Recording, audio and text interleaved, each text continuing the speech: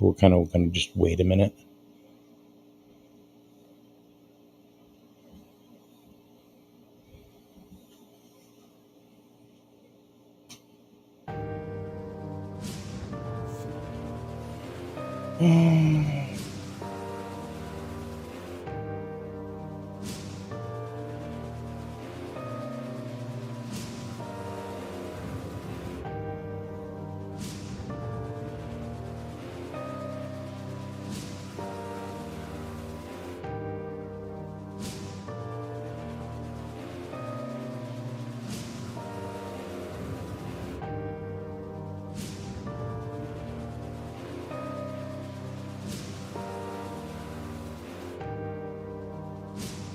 We're live. We're rolling.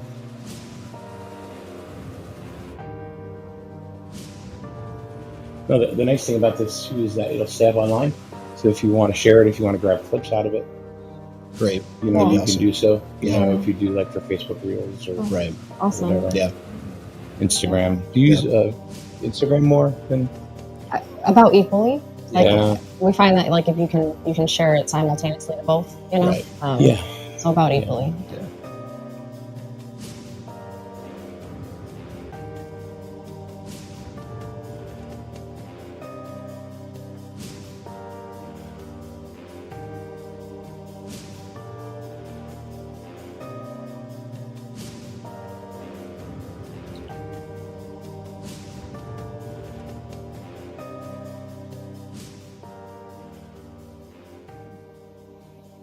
So, I mean, the first question I have for you, really, and I guess either one of you can answer. Sure. Either yourself, Danny, or whoever wants to pipe in. I've always known that in an emergency situation, you're always down 911. But apparently now that is not so much. Am I doing this right? Yeah, that's not the case. It's more. Well, it's now 988. How did this come about? The change, and when did it happen? Yeah, so 988 has been around for just over 3 years now. And I think it's really from the perspective of, you know, the right shoe for the right foot, right? You know, depending on the type of situation that we're going through or the type of need that there is, you know, how wonderful is it to have social workers respond, you know, in a mental health crisis? Hop in, Mark. Yeah. I mean, I think having a call center is really important as well, right? So 988 here in Eastern Connecticut, we know we rely a lot on volunteer fire and EMS personnel. Yeah. Very thankful to have them responding to my family and in a time of need, but they'll openly say that's not their expertise is on mental health and suicide in particular. So to have a 988 number that's available. Also, the FCC back 3 years ago decided it's universal, so it's across the country. So I have a son who spent time in Indiana. I have a daughter in Southern Maine. They could dial 988 right now and have access as well to a call center, which then becomes the air traffic controller of crisis and suicide prevention. They will have some conversations with the person who's calling. They'll decide what can be resolved through telephone or what can be resolved and require social workers, as Danny mentioned, to kind of come out. And if it gets to the extreme case, we still can rely on our fire, EMS, and ambulance personnel to bring people to hospitals if needed. But really a bifurcation of the suicide mental health crisis. And the other thing I want to say before we get too far, it's not just for the person in crisis. We also know that when we struggle with someone we care about, and we don't know where else to turn, we need help too. So dialing 988 and just saying, I'm at a loss, can you give me some feedback? We don't really share the things that we're struggling with. And 988 is that avenue to have a listening and a voice. In some of our trainings, we talk about listening as a superpower, and it absolutely is. So the graphic I have up on the screen right now, it says 988 day compassionate help anytime, anywhere. And I'm assuming that is basically what you just talked about. Right. It's for anybody, you know, that let's say I have an acquaintance or whatever that I've heard say a few things and almost have, you know, right, have some ideation.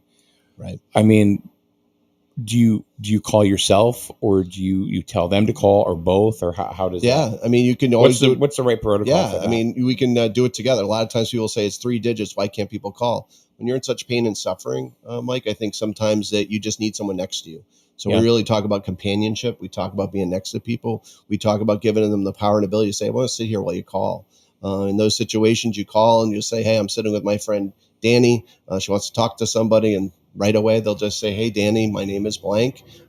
It's also important to realize there's a perception about call centers. Ours is in Rocky Hill, Connecticut. So the calls are received by trained professionals in Rocky Hill 24 hours a day, 7 days a week. These are folks that have the training skills and ability. We also don't disclose who we really are. We don't give a whole bunch of information. They don't really know all the biographicals and data points. It's not an intake. It's really just a conversation. So sometimes there's concerns about information sharing and all that. 988 is just there to help and listen. It truly is. And today being 988 Day, we want everyone to know. Some last data points nationally talked about 30% of folks know about 988. So again, this is multi-years in. So we just continue to try to, that's the number you should have in your phone or at the ready, because you never know when crisis is going to happen. Yeah, I know from just even being around here, Kathy Duffy from Matt's Mission, she has brochures. I think, I don't know if you saw them downstairs, even on the credenza, there are some 988 brochures there as well. So you see them popping up more and more, and I think I get most excited. So, there's all sorts of 988 material and merch that you can get for free from the 988 Lifeline website. But it's even more exciting when you see like a homegrown kind of created 988 sign. There's some out in Montville. There's some in different towns. Just like different youth groups that choose to really promote it within their community. So you're saying I can call 988 and get some swag? You can go on their website and order all sorts really? of stuff. Yeah. Sometimes having that tangible reminder of hey, 988 exists. It's there for me. Right. Magnets, stickers, all those kinds of things can be really helpful for people. And SERAC ourselves, Mike, have made some decisions. So we did something kind of neat. We put 988 on potholders, right? Yeah. So I'm old enough to go back to the political potholder. There are many people that may have lost elections, but they still made it to my dinner table. Yeah. Because we didn't get rid of it. So we invested in fridge magnets. Absolutely. Yeah, Fridge magnets and things. potholders are things that are there. And if you think about the potholder, it's the center of the table, right? Discussion point. It's always in your face. So just ways to keep the conversation going. Yeah, absolutely. Coaster. Absolutely. Yeah, coasters. Now, I don't know. I'm assuming we're a different generation than you are and everything. So did you have potholders? I have potholders. Do you really? I didn't have political potholders. Not that I can remember. They were all over the place. Especially this time of year, you're going to find them too. But I do have a 988 potholder hanging in my kitchen. Do you really? Very cool. Very cool. So, Danny, first of all, we're talking to folks from SERAC, which you can go to their website, SERAC CT. That's SERAC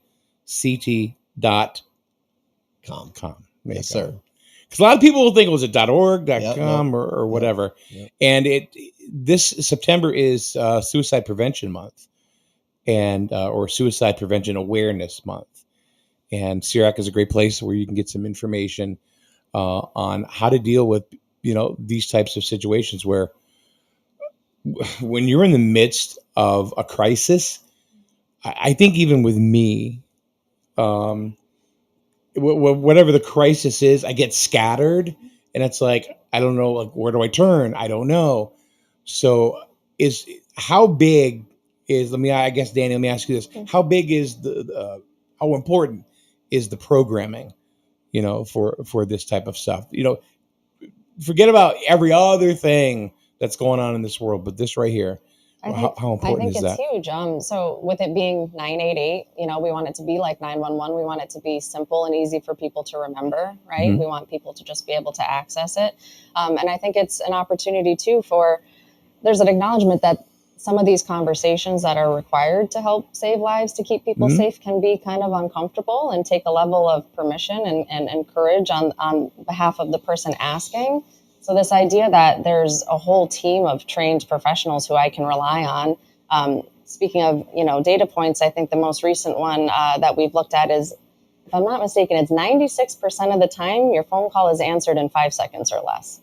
So that's faster than mom, dad, sibling, son is ever going to answer the phone. Yeah. That's fast, right? So that support, that guidance of how do I have these conversations, and just having another person there on the phone with you can be really helpful.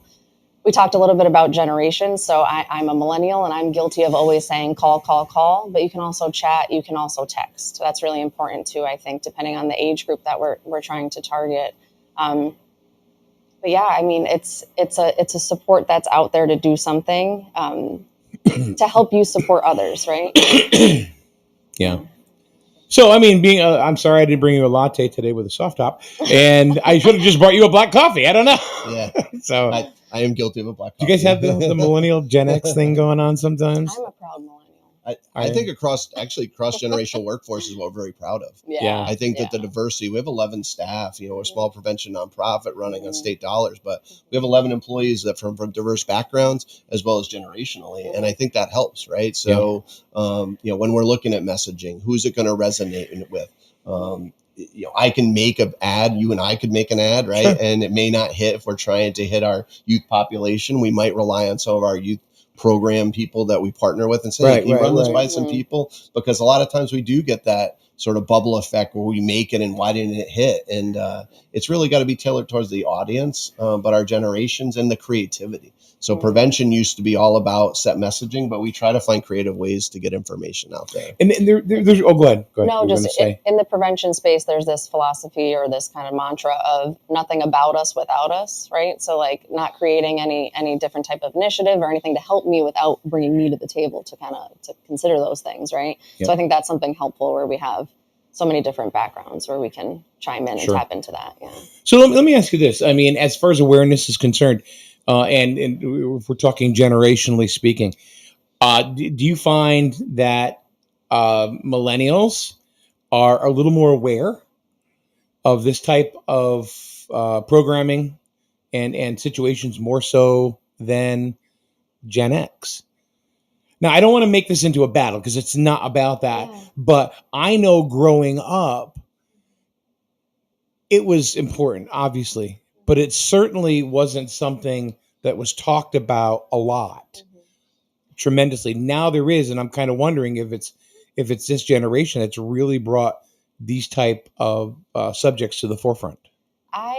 I don't know if I can, which is very important. Yeah, I don't know if I can speak to all of that. It's definitely not a competition. I think it's something that, regardless of what what generation you're from, we all realize it's really important, and we all want to move the needle in the same direction. But I do think, as a millennial, I'm in a unique experience where I can be facilitating QPR with a group of high school students or middle school students. Even. That's where I was going with this. And like what they have in place to support them and to support them if there is a crisis within their community is absolutely different than what I experienced when I was their age. We didn't have a lot of what's in place now. We're learning that quickly. So, I wasn't in high school that long ago, but, a while ago. But the differences in how things are handled is clear. And it's something that we consider we call it the green arrow. Like it's one of the positive shifts that we can see. It's exciting. So he was talking about when we look at nationally, how many people are aware of 988. When you ask that question in a high school, it's way more than 30% of people. All the hands go up. And I think those people my age are not. They're not. Mm-hmm. They're not thinking. But that would be our Gen Zs. True. So they're Yeah, I mean, a statewide interesting thing. There's a movement here in the state of Connecticut that every student ID will have 988 on the back of it. So when we do question, persuade, refer training, which is sort of a QPR. Baseline suicide prevention training, we'll ask the students. I just did something on Friday at Norwich Tech with some health students, and they all pick up their ID and they know it's right on the back, right? Same thing for our college students. So they have ready access to this resource. I would say the young people of today will call out the things they're struggling with. They'll put names to it. They'll talk about diagnosis. They'll talk more openly about mental health than prior generations. Their help seeking still needs to improve, right? I can say what I have. I need to get the help that I need.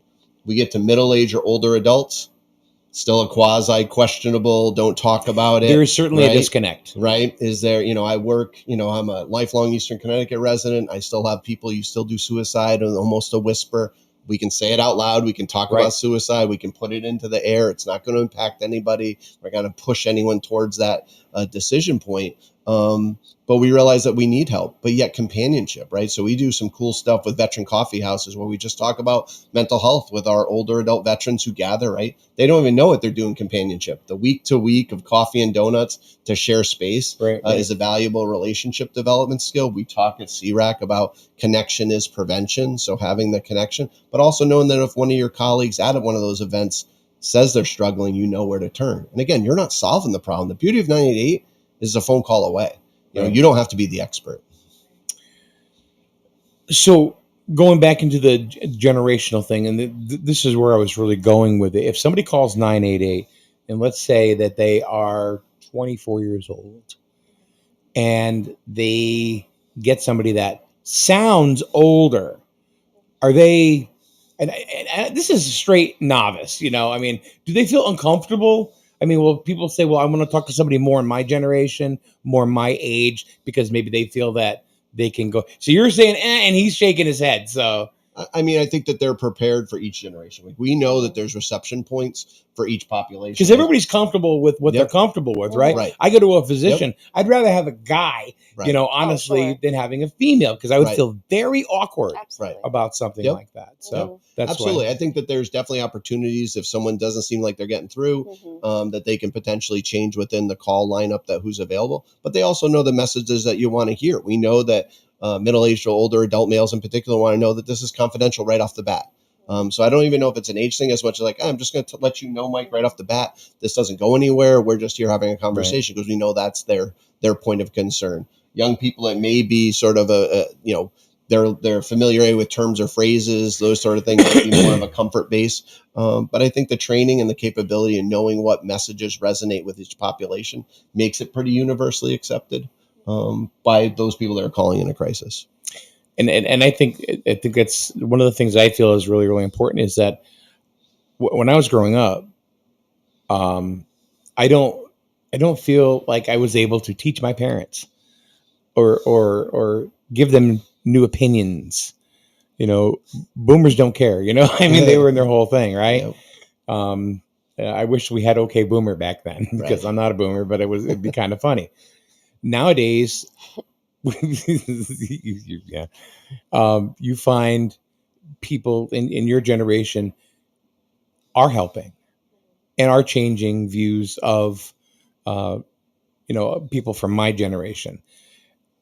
But I think the biggest thing about it myself personally is that suicide awareness is not a generational thing at all. It's every age group. Yeah. It doesn't matter how old you are. I think if you ask people what they think that the average age is of somebody that is addicted to heroin or anything like that, it's not 20. It's more like 40, isn't it? Like 38? Is that? Yeah, I mean, I think what you talk about, though, is what we talk about is there's health disparities where we say there's certain pockets of populations of concern around other health issues, right? Whether it be blood pressure, diabetes. Suicide doesn't discriminate, right? Right. Race, color, religion, background, socioeconomics. This is not the one you buy your way out of the problem, right? So the high house on the hill with a ton of acreage and all these resources can struggle just as much. And it also, I'll say that it crosses party lines, right? Is that it can be any part of the strata, right? Yeah. Suicide prevention. Dr. Sorrell from the University of Kentucky says for every one loss, about 135 people are impacted. So if we know the depth and volume of suicide, that's how many people are having some connection with it. It's very rare for us to go out and do either speaking engagements or trainings where there's not people in the room who've had some personal connection with someone who's died by suicide. So just recognizing that factor, absolutely right, is that there's no one pocket, right? Everyone could benefit. And that's why we hope to be in as many spaces training people as possible. Yeah, that's where I was going really with the whole generational thing, because I know from just my own personal experiences is that I have children around me that are not children anymore. They're part of, your generation, and they've taught me so much, so many things that opened my eyes that we didn't really have this education or programming back, in the 80s or the 90s. So that's why I think it's so very, very important, to do that. I mean, do you see that? Do you see a little pushback at all, like from the older people compared to the younger people? I don't know if I'd call it pushback, but like I do have to say, when we're with younger populations, so a big part of Are they more open to the discussion? yeah, a little more engaged, perhaps. But there's also this kind of big push with Question, Persuade, Refer, QPR about dispelling any myths that are out there in terms of suicide prevention. And if I do this with a group of high school students, they might kind of chuckle at some of the myths. They know that they're not real. And again, that's something positive that shows that the prevention space is making strides. But if we do it in more of a community setting where we have other age groups, you can see there's like a light bulb, like, oh, okay, it is okay to ask this question, or it is okay to have these conversations. So I don't know. I think it's one of the things, the more we talk about it, the more we're all going to become comfortable with it, or more comfortable with it, I should say. We have to have these conversations and learn from each other. Absolutely. Yeah. And that's one of the things that, even, my kids, that are, that are millennials, they will talk about it. Yeah. And that's helped me. I mean, take part in those conversations. We really haven't got into conversations quite like that, but other things that we have. So, so I think we should probably introduce who you guys are, for crying out loud. Sure. We talked about SERAC. Sure. It's scrolling on the bottom of the screen right now. September is Suicide Prevention Awareness Month. Right. You can get information at SERACCT.com. It's SERAC. And I think it's org, Mike. I got so excited. Is it? Yes, I believe so. Yes. Oh, I'm going to check it out right now. Hold we're on an a minute. org. Yeah, we're an org. Yeah.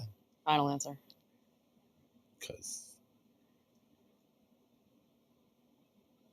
It's .org. Oh, there's my go. phone. I need to change that right now. Bright lights came on and got nervous. Goodness. I think I should have known that.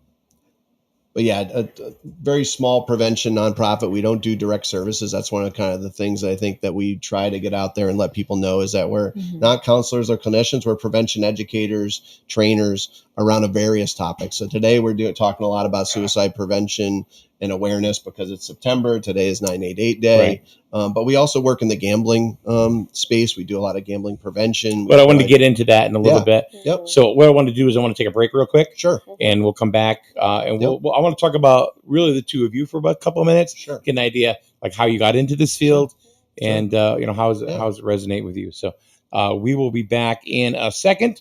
So keep it right here on SNSN. Life is full of choices. At Jewett City Savings Bank, we can make one choice easy, finding the right checking account. We offer a range of affordable accounts to fit your budget and needs, and each gives you the freedom to access your money the way you want, online, through our mobile app, or with your debit card. It's your money and your choice. To learn more about the account that's right for you, stop by one of our offices or visit us at jcsbank.com. Jewett City Savings Bank, member FDIC. Is it safe to visit the dentist? In a word, yes, especially if that dentist is Dr. Katzoff and the staff at Griswold Dental Associates. They follow all the latest safety protocols while doing what they do best, taking care of you.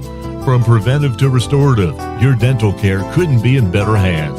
To schedule your appointment, call Griswold Dental Associates today, 860-376-2626. That's 860-376-2626. If you're talking, they will hear you. Why are we getting killed like this? Kyle's not here. Got caught drinking beer in the park a couple of nights ago. Really? Yeah, 0 tolerance. He's out for the season. Harsh. Hey, he knew not to drink. We've made that clear to all of our kids, right? No, not really. Bill, if we don't tell them what we expect and why they shouldn't drink, how are they going to know? Talk. They hear you. For more information, visit underagedrinking.samhsa.gov. That's awesome. All right, we are back here at SNSN, our mega studio. Right? Those lights are kind of bright, aren't they? Thank goodness. So, Mark Irons, who I haven't formally introduced you yet, you're the director at SERAC. Yes. How did you get into this? Because this really wasn't your background, was it? No, not at all. What I can tell you is that for 26 years, I worked in the juvenile probation space here in Connecticut. I retired as a regional manager overseeing half the state's juvenile probation offices because of some changes in the retirement system, but I certainly wasn't done working. I am a helper by sort of desire and interest. I had received some services from SERAC in the past, attended their trainings. They happen to have an opening for actually the job Danny does now for a suicide prevention program lead. I applied. I was out of work 3 days from when I retired to when I started working, and it was a great decision. I was back in my community with my neighbors and my friends doing suicide prevention training. It was a great reboot for me. I'd been working in, 30,000 foot making policy and those sort of changes. And I was doing trainings in church halls and cafeterias and those sort of things for several years. Did suicide prevention program lead work. We were going to go on our third executive director in 3 years. Almost a year ago, tomorrow will be my 1 year anniversary as the executive director of SERAC. Happy anniversary. Yeah. Threw my hat in the ring and said, I have a little bit of rubber left on the tires. Spoke to my, supportive family and said, let's give it a try. And it's been a great decision. There are days that I question the decision, especially when it comes to funding and keeping the lights on. But I have an amazing group of 11 people that are committed to what we do. So my journey, this is not what I had on my bingo card as being a nonprofit executive director, but it's been a challenge. And I think I do enjoy the challenge. And Danny, I just know you as Danny. So tell us how you got involved. What do you bring to the table as far as SERAC is concerned? Yeah, so I spent about a year at SERAC working. I shared a cubicle wall with Mark while he was in my current position. And I always admired his everything about him in that role, but I also really wanted his job. So when he became executive director and I was able to kind of fill the shoes of the suicide. So it's a little bloodthirsty over there. No, but it comes from a passionate place. So I spent about 10 years working in treatment. I worked exclusively with women who were pregnant and parenting young children, but also struggling with addiction. And it was an amazing period of my life. I loved doing it, but I also, got in touch with the idea that the continuum of care, there's a whole lot that can be happening in the prevention space, right? So I got excited to kind of, again, switch gears, do something new.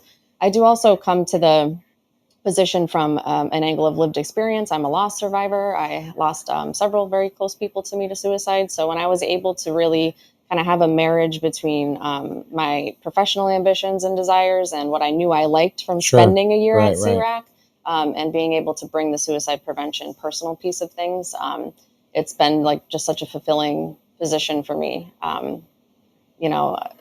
Personally and professionally, it's been wonderful. Yeah, I mean, one of the things I do find is that when I do talk to people in the mental health field, usually it comes from a loss or multiple losses or something like, one of the things that really myself, I mean, I don't really work in that field, but one thing for me that really attracted me to it, that I say, okay, well, what can I do to do more? It was really just as Griswold Pride was starting, and there was a young man that we knew in our family, and he spent some time in a facility, in a jail. Did I think it was 90 days, which was I don't want to speak out of school, so he was just in there for 90 days.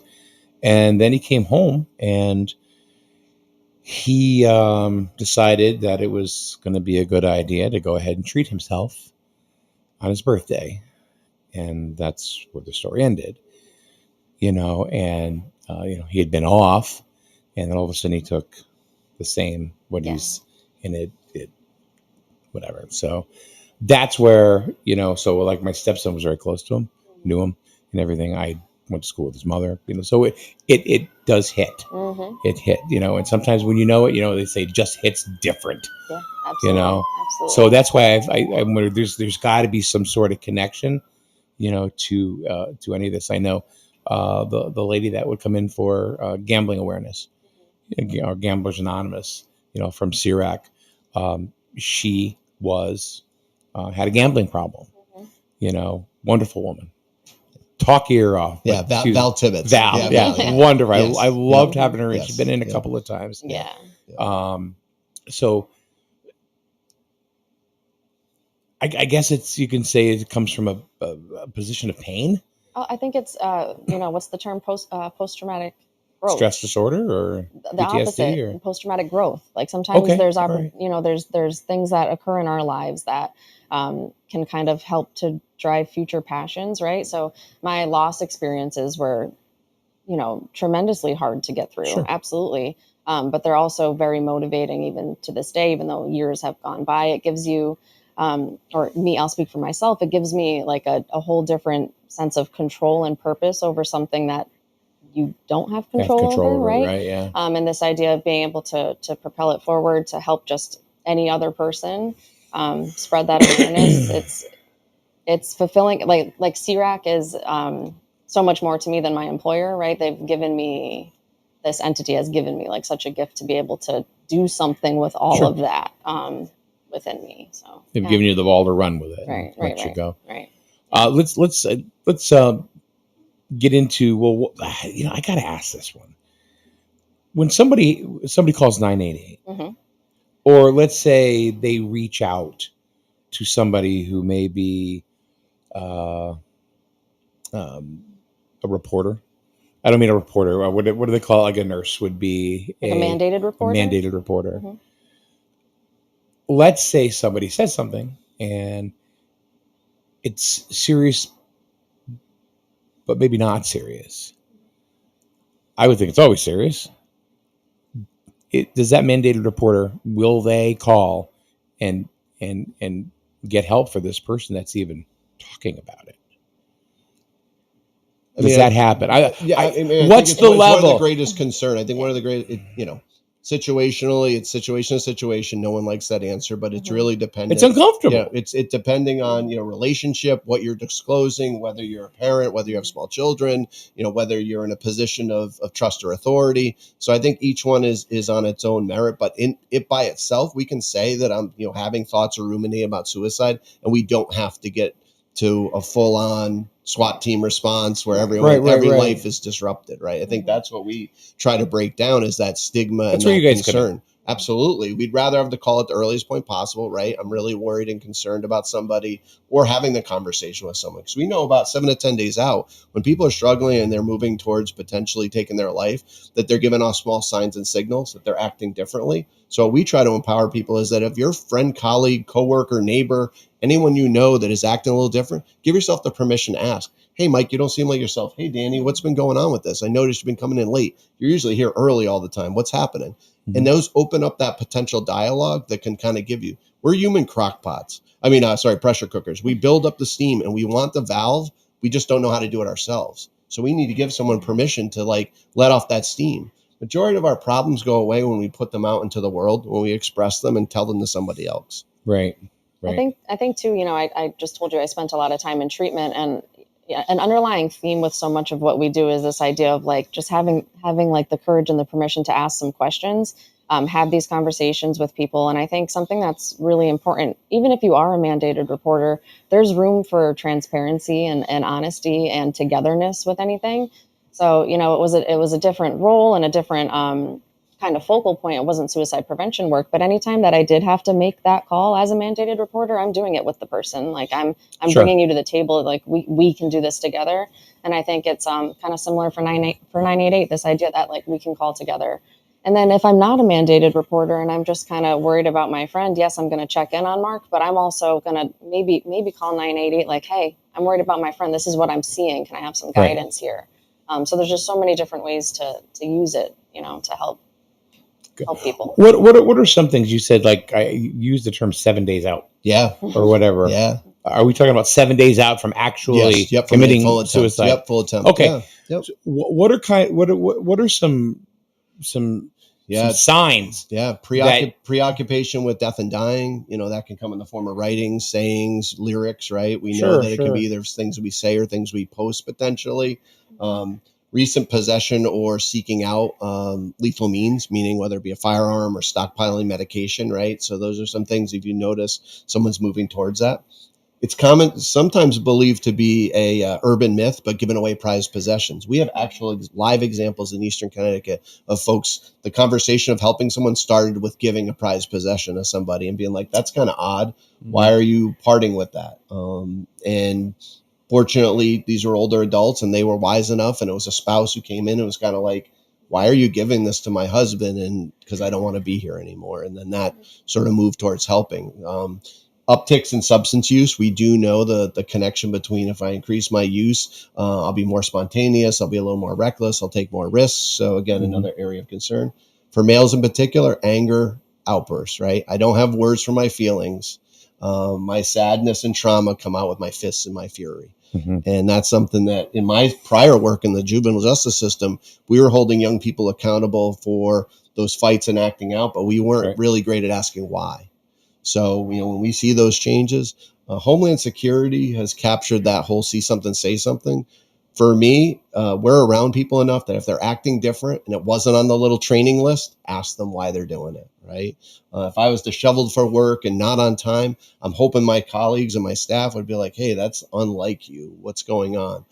So really giving permission with behavior change is something that we're really and probably not even something you're even aware of. Correct. To say if it was you and you Yep. just you are disheveled, say, and we think we're masking, Mike. I think a lot of times we think that no one and you're sees, not. right? No, not at all. It also, not at all. it's twofold. It does two things, right? So if Mark is acting out of character, he's showing up late for work, he's not himself. By me saying something, I could very well be picking up on, a concern or having an important conversation. But it also silently tells him, I care about you. I know how you normally are. I know that you're not being yourself, and I care enough to say something about it, right? So it's still this, again, underlying like importance of expressing care and concern is really what we're looking for. And situationally, you see a lot of disconnected relationships. And so it's one of the familial things with situations that people are running into is loss of a job, loss of a significant other, disruptive in some way of your life, losing your freedom for the justice system, right, is a huge risk factor. It's sort of, oh Your no, health. if I get a conviction, something's going to happen. Losing a therapeutic relationship. So the one person I relied on, we've changed therapists, we've changed people. I get that one. I get that one. I went through, like, I'm not ashamed to admit it. I go to therapy. Yeah, I love it. I do too. Preach, Mike, preach. Yes. I mean, her name is Melissa. I love she's, it. There she's you go. wonderful. Yeah. Not my partner at home, who's also Melissa. Yep. But I mean, Yep. but this, it was just funny because she goes, "What's her name, Melissa?" What? And she's wonderful. But the thing about that is that at first there was a lady that I would talk to. It was all telehealth, and it was real comfortable. I'd sit down there, computer right there, and I would just go, or even right here. Yep. And she, after about 6 months, had to leave. I'm like, I was crushed. Yeah. Right. Yeah. I was crushed. Yep. Like, where the hell are you going? Right. And it turned out, she said that she had some medical issues that she had to go through. Right. And I told her, I said, well, if you circle back around, you come back. Right. I would love to come back. Right. And she said, okay, well, never talk to her again. And that's okay. Right. Or whatever. Then I moved on to another one they just kind of slapped me with. Yep. And I'm like, no. Yep. I'm just not feeling it. Yep. And then she started asking me some weird questions, which, like, she was leaving the practice herself, and I'm going to send you information so you can come, with me. And I'm like, no, I don't want nothing to do with that. Right. To me, it's just kind of unprofessional. Yep. So then they put me with another person, and thank God it was, this lady, Melissa. Yep. And she's wonderful. Yep. She's wonderful. And I was able to go ahead. Yep. And create that trust, because I'm going to tell you, I lost it. Right. I lost the trust because the person I did trust, gone. Yep. Right. And then somebody else who you're supposed to trust, really wasn't there.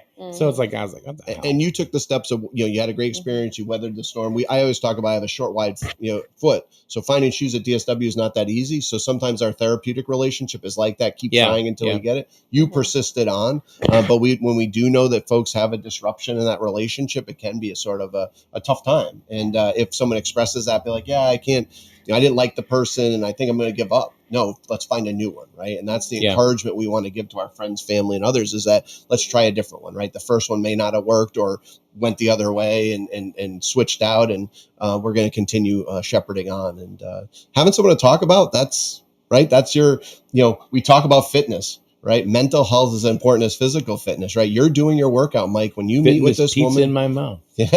That's probably about as far as I'm going. When you do that therapeutic appointment, you're giving yourself mental health, fitness, and care and concern.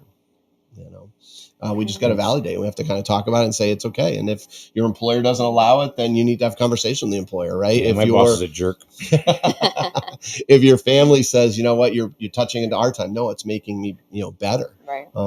Talk about transitions. One of the things, if you had told me as a young probation officer, 22 years old, that breathing would be the key for me, right? Periods of transition. You were a probation officer at 22? Yes. How do you mentally handle that? Yeah. At 22? Listen to the older, more experienced individuals and try to learn, right? Just try to learn. Yeah. It was what the joke I made in my retirement is the brain doesn't fully develop till 25. So any mistakes I made the first 3 years weren't my fault. Yeah, but nobody knew that back then, Mark. That's really just been something that's been going on for the last 10 years or so. Yeah. So all those mistakes that I made that several people are aware of were blamed on my. I wasn't fully developed in the brain piece, but I think I don't think I'm ever going to get there. That's funny. Like a marionette. So I know we've talked a lot about suicide prevention, and that's what this month is really all about and stuff. But SERAC does so much more. Sure, there's so much more information. Yeah, I've been to a QPR training. Nice. Matter of fact, it was over at what is now the Comfort Inn. Yep. And it was actually done by SERAC. That's great. That's awesome. And I went with Miranda and a couple other people and stuff. Yeah. Tell us, do you want to talk about that? Sure. What QPR stands for and. Sure. Yeah. So QPR is Question, Persuade, Refer. It's put on through the QPR Institute, and it's probably the most widely used kind of community intended. It's meant to be used with anybody and everybody. It's widely used. We use it with, like I've mentioned already, high school students. We use it with law enforcement. We use it with just community open groups of people, clinicians, school nurses. There's no population that can't benefit from QPR. It's been around for quite some time. It's evidence-based. We love it. We offer it anytime we can. So SERAC also, holds things on like a reoccurring virtual open basis, just trying to encourage people to attend. So it's something that we offer bi-monthly virtually for people. My personal style, I love to go and do it in person. It sounds like you did yours in person. It did, yes. Yeah. But it's one of many suicide prevention trainings. I want to go back. I want to go back for a refresher. Yeah. It wasn't that long of a class either. It was 90 minutes. 90 minutes. And we got lunch too. Well, that day we did. But yeah, I mean, it's one of many. There's all sorts of different ones that we utilize for people. There's ones that are intended for different age groups. So we're, we utilize. You mean different QPR trainings? Different suicide prevention trainings in general. Yeah. I know Mark and I, anytime that we do a QPR training, if we know the population that we're going to see, we'll try to kind of tailor it to that population a bit more, throw some data points in there that will be helpful for that population, some resources in there. Because, the overarching kind of theme and information that you learn and take away remains the same. But like we've already talked about, kind of how we address it or little different key points in there can really drive it home for different populations. But yeah, QPR is just one of many. It is my favorite. One of the things that you'd said is, you talk about like you do training with police. Mm-hmm. How receptive are state police or town police personnel to these trainings? We have a lot of really good relationships in our region, and we have a lot of different grants that because they go through other trainings as well that the state puts on. Yeah. So I didn't know, how they looked at this as well. Yeah, absolutely. I think our most exposure with first responders and law enforcement right now is through a different grant. Our prescription drug overdose grant. It has a really long name, but really just this kind of push for Narcan's really important in the communities, right? And there's been some legislation that's come about that ridiculous stuff. Yes, I know what you're referring to, but in terms of the PDO grant, how great would it be with every interaction from a first responder, with a family, a caregiver, a loved one, a neighbor, when they're responding to an overdose call, to be able to say, hey, here's some resources that are localized to Region 3. Here are some things that you can access as the person who may be struggling with addiction, but also as the concerned mom who doesn't know how to help her son, or the neighbor who, hey, I check in on her, So there's what we're calling rescue kits, that we're doing trainings with them to be able to leave rescue kits behind whenever they go to a call. So there's Narcan in there. There's other resources in there. The most exciting piece for me is that our program coordinator was able to develop a brochure of, this is what you can access right here, broken up into northeastern and southeastern Connecticut. So it's not listing resources that are an hour away, that are hard for people to access. It's actually our Eastern Connecticut help. So it's awesome. But they're very receptive. It's a partnership and kind of an ongoing conversation and relationship. And a huge credit, right? We talked about Kathleen and Matt's mission, right? She was on the front edge of this, sort of her small nonprofit, getting them out to the local ambulance crews. We're doing it on the regional basis because we cover the 41 communities, but just really something that every group that's working in the overdose and the substance use space wants to do is get those kits in the right people's hands. We get one moment in time, right? When you're there and someone's receptive and wants it, let's have it at the ready. We don't want to wait on the phone. We don't have to go somewhere to get it. We want to give it from a trusted adult, and that trusted adult could be a fire, first responder, police, trooper, whoever the case may be. So that's a really big part of our work in collaboration with those. And they'll openly say, especially when we talked earlier about the volunteer community, this is my area of expertise. They'll tell us right away, I can put out the fire. I can respond to the car crash. This other stuff is a little outside of my work. But if you can give me a resource that I can leave behind or that I can rely on, I'd be very willing to give it to my friends and neighbors. So, like the one thing that really pisses me off about what the state's done, and I got to go there just because it really just ticks me off, is of course they took we had the Narcan boxes, and now the state they put their fingers in it, and next thing you know it's got to be climate controlled, and I'm like, so tell that to somebody that needs it right now, and they can't get it. Or their friend can't get it because it's not climate controlled. Right. Kind of, I hear you. And I think when we look at, to bring it back to QPR, and then I'll bring it right back to what you're saying, the idea of having as many people in a community that are QPR trained, the more lives that are going to be ultimately saved, in the suicide prevention space. The same holding true with Narcan. And yes, it's wonderful to have it like ready access at the box.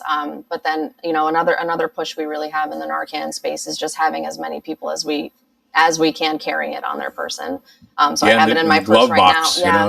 Yeah. I did a Narcan training with a group of law enforcement in Eastern Connecticut. And there was, a law enforcement member who I thought hated me and everything that I was saying in the back of the room, but I was misreading him. He just, I was misreading him, but he kind of at the end of the training mentioned that there was. Did he have like resting bitch face or something like that, or is that what it was? He just had a look, and I was like, he hates everything I'm saying. But at the end of the training, he kind of put his hand up, and he was talking about how prior to his department really adopting and embracing Narcan, carrying Narcan on them all the time, he had an experience where he responded to a call. He knew that Narcan was what was needed for this person, but he got there first. Fire EMS hadn't arrived yet. He didn't have Narcan. So imagine how that feels, right? Sure. Usually we get annoyed at the nosy neighbor who is, oh, what's going on outside, wants to know all the details, but that nosy neighbor had Narcan, right? And was able to intervene and provide that help. So same kind of idea. Yes, we want those touch points for people, but at the same time, if the more and more people who are carrying it have it in their businesses, have it in their establishments, that's another way that we can try to tackle it. We also do, some of us are numbers people. We keep kind of going back to like data points, but we are one of the few states where, although overdoses have continued to stay the same, overdose deaths have decreased dramatically. Like we are doing a lot of really good stuff. There's been a shift. Space. There's been a shift instead of ending drug addiction to managing it and doing, if you're going to do it safe, harm reduction. Yeah. Yep. And has that been the big coefficient really that has changed that number? I think that comes into play, and if and Narcan saturation, absolutely. Like the amount of people who know about it, and you'd be surprised who has it in their work bag and their backpack, and who's embracing it. From hair salons, keeping it behind the counter, If I can tell you from if me, every business could have it, like they have a first aid kit, how wonderful would that? You never know where it could happen. I had it I have it in my glove box, and I think I got to replace it because I think that one's right now is expired. But nonetheless, a friend of mine I asked him, I said, "Can you grab something in my glove box?" No, not my license and registration, that kind of stuff. Not that. But and he opened it and he goes, "What's this? Why do you have Narcan?" And I just looked at him and said, "Why do you not?" Mm-hmm. They're excellent. And he goes, excellent. Perfect answer. Yeah, perfect answer. We do community. We usually do in May. We go out and do pop-up giveaways and quick trainings. And sometimes people will say, "Not for me," right? They'll immediately do the old, "Not me." And it's like, you don't want to save a life is what our, sort of sellback is. Or like, I don't affiliate with those. Who are those people exactly? Yeah. Because here's the other thing. We know that older adults can't handle prescription meds as easily, right? Mm-hmm. So it could be the person I'm caring for, and unfortunately, or takes too many of a pill, right? And is having an overdose, unintentional, but I still could utilize it. A young child that I'm caring for, or that is my own child, gets into those medications. Wouldn't you want those things at the ready? So the stigma and misnomer around it, we have to break down and just say it's another tool to have. We want to have the fire extinguisher. We want to have the AED. We want to have Narcan at the ready. Right. It's also an absolute marriage with suicide prevention. So, a lot of times we try to couple those trainings together. Whenever we're talking about Narcan, we also want to talk about QPR or one of the other trainings because there's a relationship there. There are so many different conversations that we could have, when it comes to SERAC, and they're just not what we're going to get to today. Right. Can you give them like the information how to contact SERAC, and also we'll talk about 988, a little bit more. Yeah. Sure. I mean, the biggest thing is, the one thing I'd love for people to know is that always reach out to us for your training needs, around the issues of whether it be today, we're talking about suicide prevention, if we're talking about gambling, if we're talking about substance use, if we're talking about mental health promotion, recovery friendly workplaces. That's a whole separate conversation I'd like to have, where we encourage employers just to have the resource available. We know employees struggle. Why not have the resources on hand and have a peer champion? All of these things we do are free, so the things that we do are all funded through the state of Connecticut, through DEMIS, DCF. We have a very small and growing amount of money that I'm trying to bring in from different donors and different opportunities. We also, fortunately, we just launched a campaign called Man Therapy. You're going to see a lot about it. We have a 1-year contract with an organization out of Colorado to endorse just the help seeking of males. We know male mental health is that's about freaking time. Yes. To be honest with you. I think you will be a big fan of Dr. Rick Mahogany. He's a fictitious character that will be telling you that you do not need duct tape cannot fix your mental health is one of his big taglines, nor do you need a pork shoulder to cry on. So a couple little spoofy type references to get people to do some help seeking. So we're really you have no idea how happy I am to hear about that. Yeah. I'm pretty well adjusted. I have my issues. I'm quirky and I can do whatever, but it's true. Like, you scroll through social media, right? Yeah.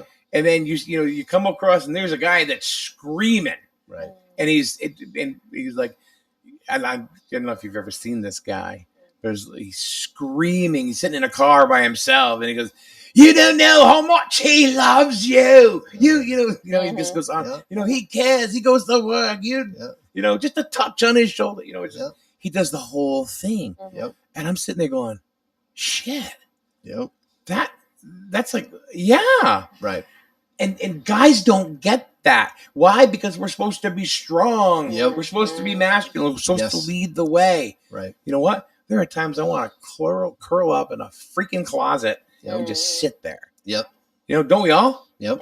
Yeah. Dudes aren't any different. So I'm so happy to hear that. Yeah. Yep. So that's keep an eye out. Yeah, thanks to our partners. We got a small amount of money from Dime Savings Bank for this men's mental health. We found a little bit of money in our couch cushions at SERAC to pay for our own dollars. No grant dollars, but a few nickels and dimes we had floating around, and just to try to change that message. It's very personal for me. It's something that I think that up down the 395 corridor, I think it's not talked about enough. In particular, I think everywhere, but in particular, it's not here, just there; it's everywhere. Yep. Mark. It's everywhere. Yep. So hopefully we'll see some ads out there. Definitely on our socials. Maybe we'll get a few bucks for some other ways to and use some of our partners to get the information out. So 1 year ahead, we just started on September 1st. So really excited about that.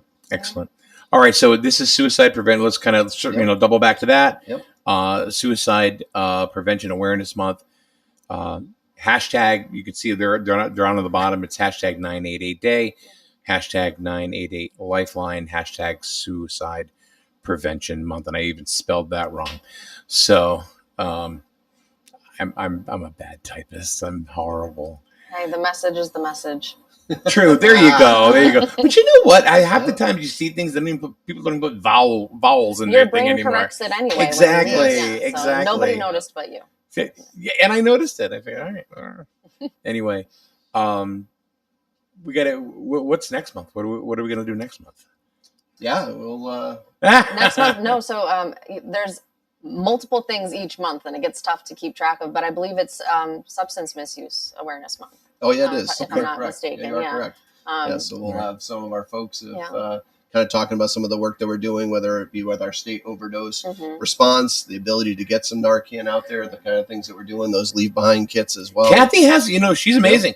Yep. She said pretty much, well, screw you with the whole box thing. Yep. She leaves it downstairs. Right. You just walk in and get it and everything. Good for her. It's perfect. Yep. I love Kathy. Absolutely. Oh my God, I love Kathy. Yes. Wonderful. It's amazing how many people we were. We have a lot of similarities. Lisa Dugas, yes. I mean, another great person. Yep. We saw every movie 1 year. And we were just pals. Just pals. She's a wonderful, wonderful person. Then she married Chris. Anyway, a long time ago. Anything else you want to mention, Danny? Before we call quits for today? Yeah, I just want to touch on one thing. So you mentioned that you're not in the mental health field, but just want to give some recognition of thank you for giving us the platform to be able to talk about such important absolutely things my pleasure. and reach so many people. So. Appreciate it. That's why I enjoyed having you guys on today. I love having Miranda on, Kathy. Yeah. It reminds me Jack from down in New London, the house down there. SCAD, yeah, SCAD. No, but it reminds me. So one of the common threads in QPR and other suicide prevention trainings is this idea that suicide prevention is everybody's job, everybody's business. We all have a role to play in it. So. Thank you for giving us the platform. You may not believe this, but as a public figure, right? People come and approach you at your tablings, at your radios, at your broadcast events, and right, and you never know when you're that person, right? And I don't want to be that person. That's the funny thing. Mike says, "Come talk to me," and now you have the ability to have the conversation. You don't shy away from it, and the more resources we can arm you with, you can kind of send out there to the world. I'll tell you something off microphone. Yep, exactly what I'm talking about. So anyway, we'll schedule something for October. Once or even twice. I mean, love that.